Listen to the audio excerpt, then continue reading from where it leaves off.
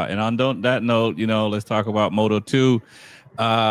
Diego Moreira, yeah, impressive. I mean, I think he might have one of the most impressive resumes coming into MotoGP, even though it hasn't been officially announced yet. But it seems like he's going to be on LCR next season.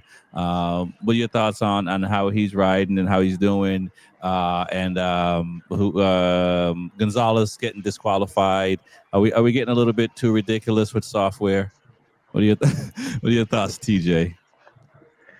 Yeah, man. Diego's definitely riding great, and then it's just leading this championship up to a great finish. Um, and yeah, he's only down 9 points, and this is just a good ride. He's been riding really well. Like the race before, he got on the podium. So very excited to see what he can do for the rest of the season and for next year if he does get that seat, if that's true. Um, as far as the software goes, like I'm still confused on that. I think we were chatting about this, off here, but it's just like I don't know if they're trying to get an advantage for like the tech guys, because they know their riders in a championship contending moment, and Mhm. I just don't know like if it's a certain track, if it was a whoopsie, if it was like I don't know, but it sucks. You couldn't ride. Now you lose a lot of points. Now you put your championship at stake. So we'll see what they can do next round. Now Aaron Canet, I don't know where he came from, but now he's kind of back in contention for the championship as well. So, but yeah, that's like the second time we heard that this year. I think the last one was with Igor and the Trackhouse team. But obviously, it has nothing to do with the rider. I just don't know behind the scenes like exactly what the software really means. If it has to be track by track or um, yeah. So still confused on that, but it's interesting. But I'm sure they won't do that again because they have 3 rounds left. Right, right. Reese, man. I mean, how does this work with the software? Whoever pulls the short straw goes in at night and do the upload. Nah, I know software is usually done by track. I mean, they usually kind of, if it's every year, they kind of use the same like baseline setup from that track from last year, and it kind of just you kind of use that base. That's like a baseline, and then you can kind of use that and kind of go from there to see where you're at and kind of tweak and tune from there.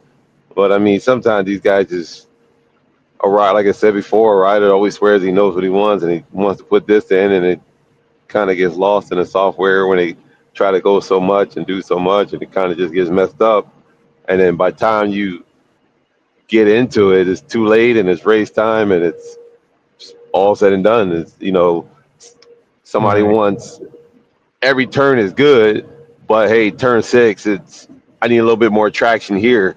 But then when you put that traction in turn six, now you messed up seven, eight, nine. Right. So So you it's not know, it's not something where there's like two different versions of something. It's just more the configurations in the software that people make that makes it non-homologated in Gonzalez's instance. Or is it like right. completely separate software? Well, sometimes you can do different software. You can do a map A, map B, depending on what the data guy and your engineer puts in there. So it's different map settings you can put in. But usually with the map settings, one is for dry, one's for wet, less power, depending on how they set it up. So Right. if you're in a dry setting and you want maximum power, you're probably going, or you have a setting probably for fresh tires and a map setting for the tire settings when they drop off. So Right. it just you don't want to keep switching. You put the wrong setting in there while you're riding, and you're kind of up shit's creek without a paddle now. So, So so, so you're saying that it's the writer's fault. The software is wrong. sometimes, sometimes it can be. It could be a setup error. It could just it's just or it's not the communication. There's communication errors. It's like I'm saying one thing, but I really mean this. So what you told your crew chief, he's doing what you told him, Right. but it's not y'all not matching up. Okay. All right. I see that. Let's bring Lewis in. I know Lewis got a lot to add. What are your thoughts? Data and numbers, man. That's all me.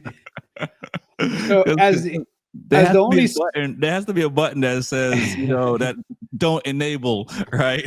as the only Spanish speaking person on the pod today, I actually went into Spanish Sports Channel to try to get a little bit more information because the information on MotoGP was very generic. Uh-huh. And what the Spanish media is reporting is that he was disqualified because he had a previous version of the software that's no longer homologated uploaded to his ECU. And that previous version of the software allows for more parameters that are no longer allowed to be modified with the current new homologated version of the software. So he had a little bit more up, up, down, down, left, right than anybody else because the previous version of the software had additional parameters that are no longer allowed to be modified in the new version of the software. So this isn't something that the rider did. This is something that a data guy or the team manager was like, hey, we're having some problems. If we upload this old software, we can fix these couple of areas where we're having problems because the parameters no longer exist. So let's see how it looks on the old software. Oh, it looks good in the old software. Oh, it looks better than the new software. When I turn around, you might hit the enter button. If I'm gonna turn around, don't tell me what you did. So did they say that in Spanish, that part? They didn't say that in Spanish, but the Spanish media was very, very pessimistic that it was an error. Right. Because it was an error that benefits the rider. It's a benefit to the team. And, obviously it's why do you even have the old version of the software in there? I mean, I can understand you having it there maybe to compare the data between this year and last year to try to see how to fix the data to be a little bit more in alignment. But then you're going to overwrite the software that's in the ECU with this software, knowing that the version number is going to upload. I mean, you're a data guy. You know what happens when you upload a patch. It automatically has the patch history, automatically has what the build number is. Mm-hmm. And if this is something that MotoGP goes through all the bikes and checks this, they do this because they want to make sure there's parity, especially in that particular Moto2, because it's all about parity there. Everybody has the same motor. Everybody has the same tires. You can do a lot of changes with the chassis, but you at least want to have a base setting that everybody has to work from. Right. And if you have that extra advantage, it is an extra advantage. Right. And it's something we may not know, because is it every bike get tested or is it random?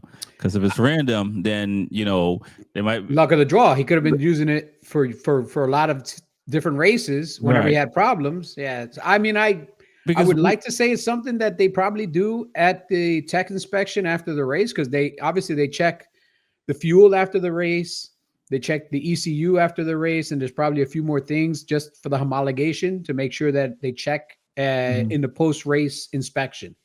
We see that in Moto America. We see that everywhere. After the race, all the bikes go into the tech garage, and it's run by the organization, and they check, fuel and this and that. And, Reese will tell you, I mean, there's been guys in Moto America that have been found to have non-homologated fuel because they used a container that was contaminated with a different type of fuel. All of a sudden they do a fuel check, and now the fuel is not 100% your fuel, and you get DQ'd or you get points or something like that. So sometimes there are small errors that can happen, but an ECU error, I mean, somebody physically has to hit the enter button and upload that software. Right. Unless normally is a random check. Normally is random checks, or it's like the first three guys or whatever they want to do, and it just, hey, we want to, instead of doing a normal check, they want to go a little deeper and dive in fuels and pistons and stuff like that. Or somebody protests. Somebody says, hey, you know what, man? This guy seems to have a little too much hot sauce going down that front straightaway. I mean, we're supposed to all be on the same bikes, but it seems like he got a little bit extra. Right. Check his fuel, check this, check that. And then all of a sudden, pop, could be a pop protest. Goes a weasel. I was gonna bring that up, because it could be a protest. Because I mean, we could do that at club level. So yeah. I never did that.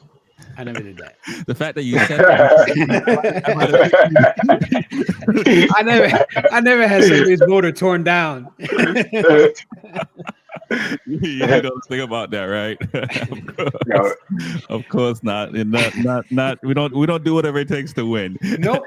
Never ever did that. Fucked up somebody's whole weekend. I would. I would. No, and it's tough for his championship, right? I mean, I think he was struggling a little bit, but he would have saved his championship. But now he gets no points. Yeah, now it's a 9-point difference. Now it's one race, one mistake. I mean, it's the difference between first place and third place. He loses the point standing. The one thing in this series that I'm kind of confused about is, at the beginning of the year, everybody was super high on Jake Dixon, and he's kind of been struggling. And I think now that he's got a ride elsewhere, I think he's just riding out this season just to get the hell out of Moto2. That's kind of what I'm seeing. I don't see him having the urgency that he had earlier in the year. And then Aaron Canet, I mean, the lifetime Moto2 rider. I mean, he doesn't have a ride yet for next year. Yeah, he yeah, does. he's Does he? VDS. Oh, that's right. He's Moto2. switching. Yeah, switching Moto2. He's teams. going Cassini. Yeah. Yeah, like I said, man, lifetime Moto2 rider. Yeah. No, but he's one of the few lifetimers. I mean, you got Jake Roberts in there, you got Dixon, you got Canet. I mean, who else we got? That's kind of. I mean, those are the OGs. Yeah, was his name Lopez? These and it's. I mean, we talk about the closeness of the race, but these guys are so up and down throughout the season. Where it's kind of like everything has to be right for them they either win or they're struggling. Where you see a lot of these younger guys, maybe most of them coming out of Mark Marquez's camp these days, they seem to they keep getting better and better every round. It's not like they're top 5 one round and then the bottom 5 the next round kind of thing. They're progressively getting better and coming towards the top. Have you guys noticed that? Yeah. No, I see the younger guys as time goes on becoming a little bit more proficient and getting better and better. There's a couple of guys now that are, I think, going on to their second or third year in Moto2, and they're starting to worry me because they showed a lot of brilliance in Moto3, and now in Moto2 they've kind of seemed to be topping out. So either they need to switch teams and look for new people around them because the equipment is very, very close, minus the chassis. But I look at somebody like an Izan Guevara. Yeah. In Moto3, killer. And now he's in Moto2, and he's with Tony Abellino, and both of them seem to struggle on that same team. It's like that team, for whatever reason, can't put it together. And it's not like these two guys can't ride, man. These two guys can ride. So is that sometimes like stardom though? Is it like you get up there and now you're more known and stuff like that, and you just as a young kid just having a little bit more fun because I mean, do you really just think it's just a team? It's a combination. Sometimes it's the team, and sometimes it's the rider. Sometimes it's both. A good team will keep a not so good focused rider focused. And but a good rider on a not so good team can't make the team necessarily better. If the team is capped out, and so I'm going to say it's 80% on the rider to know what he's doing, and 20% on the team to make sure they have the right rider. Because you can take the not right rider and make him look good. You can make him better, but you can't take a bad team and make the team better. Because as a rider, what input do you have other than I need more grip. I need this. I need that. If the team sucks and can't give you anything because they just don't have the technical knowledge or know-how or just the support people to make it happen, you're stuck. You're stuck on a bike and you're getting paid, but, you're stuck in 18th place every weekend, no matter how good rider you are. Yep. That's a good analogy, man. All right. I've been around a while. That's why he's the OG. OG. Are they at Phillip next round or is it? We get 2 weeks off. I think it is Phillips. I think it's Australia next round. Yeah. I think it's about 2 weeks off, right? Yep. We got Australia, Malaysia, and then Portugal. That last year at the Phillip Islands when Bezecchi and Maverick crashed in turn one. And then like what is it? Turn two or three is like always bites a lot of riders too. So it's gonna be an interesting race. I know that for sure. I mean, the thing with Australia that's always interesting is the weather, man. Yeah, It's either lava it's right on the or it's water. raining. Right. You can see Or, waves crashing in the background. or the wildlife. The Or Or wildlife. the yep, wildlife, or Oh, get hit by a seagull. or a yeah. kangaroo, or a wallaby, or whatever the Right. hell. Red flag for animals. Uh, but I will Something. say this: Jesus. I think it's one of the most exciting tracks because Yeah. it's a speed track. It's got a couple of places where you really got a bonsai. It's Mhm. got some elevation changes. The last few years, as far as I remember, they've been exciting races that have come Yep. down to like Close. the last Close couple of races. corners or the last few laps. It hasn't been somebody getting out front and just walking away from everybody. Right. And then after that, we go to Malaysia, which that's a great track, Yep. but that's another lava track, man. Anybody that's there's always 105 degrees, 100% humidity. And then we back, back in Europe for the what is it? The last two rounds? Yeah, Portugal Oh and man, Valencia. Yep. Portugal might have something really really interesting for people to see. Okay. All That's right. all I'm gonna say. All right. All right. Does that Oh mean God. you're going to be there and interviewed? No, but there might be a possibly be a new Something. Team, something new team on out there. no a new product Okay. All right. out there. All right. Well, we're looking forward Keep to an it. eye out.